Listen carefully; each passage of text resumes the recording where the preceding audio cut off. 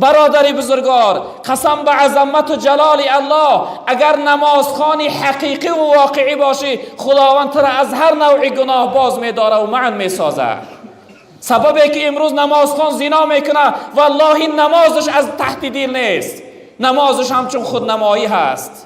نباشه نماز اگر به حضور دل، به خشوع و خضوع و به خواسته رضای خدا باشه، ان شاء الله که او شخصیت از همه نوع گناه باز می استه. دیگر حالتی که رب العالمین انسانهای بی نماز بیان کرده است، در روز قیامت خداوند بچنان برای جنتی ها و دوزختی ها حالت نمایان میکنه که جنتی ها حالت دوزختی ها را میبینند. چی نوعی که ما امروز این تلفن ها برآمده است، از این وطن به دیگر وطن هم دیگر دیده صحبت میکنیم، جنتی ها دوزختی ها را میدیدند، چی قدر عذاب سخت دارند، چی قدر ناراحت هستند. میپرسیدند ما سلککم فی سقر، جنتی ها میگفتند ای انسان های دوزختی، چی چیز شما را دوزختی گرداند؟ چی چیز سبب شد که شما دوزخ رفته؟ چی چیز شما را به عذاب دوزخ مبتلا گرداند؟ برادران بزرگوار، این جملهش اهمیت بده. چی جواب میگویند؟ چی جواب میگویند دوزختی ها؟ ما با چی خاطر دوزختی شدیم؟ قالوا لم نکن من المصلین، میفتن سببی که ما دوزختی گردیدیم سببش این بود که ما نماز نمیخواندیم. نعوذ بالله. سببی که ما امروز به این عذاب دوزخ مبتلا شدیم سببش این است که ما در دنیا نماز نمیخواندیم. برادر بزرگوار، ای شخصیتی که نماز نمیخوانه، این جمله را خوب اهمیت بده که جنتی ها با دوزختی ها صحبت میکردن، میپرسیدن با چی خاطر دوزختی گردیدی؟ جواب میگفته که سببش این بود که من نماز نمیخواندم. در جای دیگر رب العالمین میفرمایند که فویل للمصلین الذین هم عن صلاتهم ساهون، ویل است، ویل باد برای نمازخوانها، همون نمازخوانهایی که نسبت به نماز بی پروا هستند، همون نمازخوانهایی که نماز قضا میکنند، همون نمازخوانهایی که نماز یک چیز عادی میدانند. امروز اکثر از مردم ما در حالتی کارش نماز قضا میکنه. برادری بزرگوار، همون لحظه ای که نماز قضا کردی و کار کرده ساده ای، هر درآمدی که همون لحظه برای تو بیاید، والله قسم او پول برای تو حرام است. اون پولی که در حالت نماز قضا کردن نماز قضا میکنی، میگوی بیگه در خانه میخوانم، او پول برای تو حرام است. در یگان حالت و صورت نیست اجازت برات که نماز ترک کنی. زی معذوری اجازت روزه خوردن، نماز را نیست اجازت تا بمردن.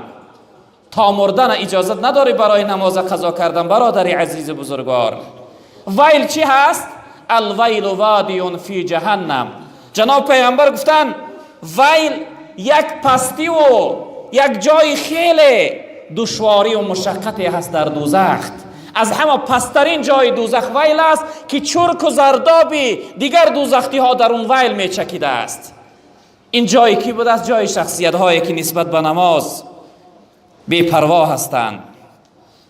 پیغمبر بزرگوار صلی الله علیه وسلم در روایت دیگر فرمودند ثلاث من حافظ علیها فهو ولی الله حقا و من ضیعهن فهو عدو الله حقا. تن سه چیزی هست که هر شخصیتی که این سه چیز را در حیات داشته باشه او دوستی حقیقی الله است. هر شخصیتی که سه چیز در حیاتش نداشته باشه او دشمنی حقیقی الله است. اینها چی هستن برادران عزیز؟ پناه به خدا، پناه به خدا از اون لحظه ای که انسان دشمن خدا شود. بگذار خداوند تو را دوست نداره، اما پناه به خدا که خداوند تو را دشمن بدانه. دشمنی به خدا خیلی گناهی بزرگ و نابخشیدنی هست. یکمین چیزی که انسان به دوستی خدا میرسانه، پیغمبر بزرگوار گفتن الصلاة، این نماز است. نماز است که انسان به محبت و دوستی الله میرسانه. دویمش و صوم و صیام، دویمش روزه ماه رمضان. ای روزه خور، تو دوست خدا نیستی، ای بی نماز تو دوست خدا نیستی. من این را از خودم نگفته ایستادم، از من خفه نشو برادری بزرگوار. پیغمبر بزرگوار برای من شما گفته ایستاده است. و سیوم چیزی که انسان به دوستی خدا میرسانه والغسل من الجنابه، غسل کردن از جنابت. انسان از حالت جنابت خودش پاکیزه بگردانه. هر انسانی که این سه چیز داشته باشه دوستی خدا هست. هر شخصیتی که نداشته باشه و دشمنی خدا هست. برادران عزیز و بزرگوار، پیغمبر بزرگوار صلی الله علیه و سلم در حدیث مبارکش فرمودند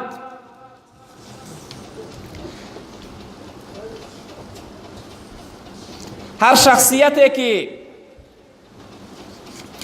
5 وقت نماز ادا میکنه، هر شخصیتی که 5 وقت نماز میخونه، من حافظ علیها کانت له نورا و برهانا و نجاتا یوم القیامه. هر شخصیتی که 5 وقت نماز ادا میکنه، این نماز برای او شخصیت در روز قیامت نور میشده است. یعنی آخرتی وی نورانی میگردانده است. آخرتی وی تاریک نیست، آخرتی وی ظلمت نیست، مشقت نیست، نورانی هست. و هر شخصیتی که نماز 5 وقت نماز میخوانه، این نماز او شخصیت نجات میداده است از قهر عذاب خدا و برای او انسان حجت میشده است، دلیل میشده است، دلیل حجت مسلمانیش. عزیزای خدا یک حکایت دارند، جایی هست مثال بیارم.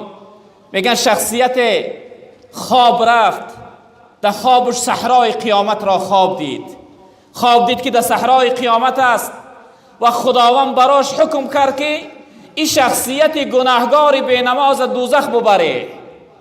این شخصیت میگه اون ملائکه‌ای که وابسته به عذاب است، چقدر برنج و مشقت عذاب، یعنی عذاب داده شخصیت کشان به سوی دوزخ بردند. این شخصیت هرچند خود را خفا میکشید، اما از دست اونها نجات یافتن محال است، ناممکن است. این ملائکه بردن، میگه این شخصیت در دوزخ انداختن، یک مدت عذاب کردند، خیلی عذاب کشید. این شخص در خواب دیده ساده است. از بین چند وقت گذشت، میگه این شخصیت دید که یک شخصیت نورانی زیبا از بیرون دوزخ آمد، به سوش فریاد کرد که ای فلانی بیا دست ببردار که من دست ببردار تا من از این عذاب دوزخ را خلاص کنم. میگه شخصیتی که در عذاب مبتلا هست به او صحبت کرد، گو برای چی وقتی که خداوند من حکم کرد که دوزخ توش بره، اون لحظه حاضر نشدی من خلاص کنی؟ برای چی اون لحظه که ملائکه های عذاب من عذاب داده به سوی دوزخ می آوردن، اون لحظه حاضر نشدی من خلاص کنی؟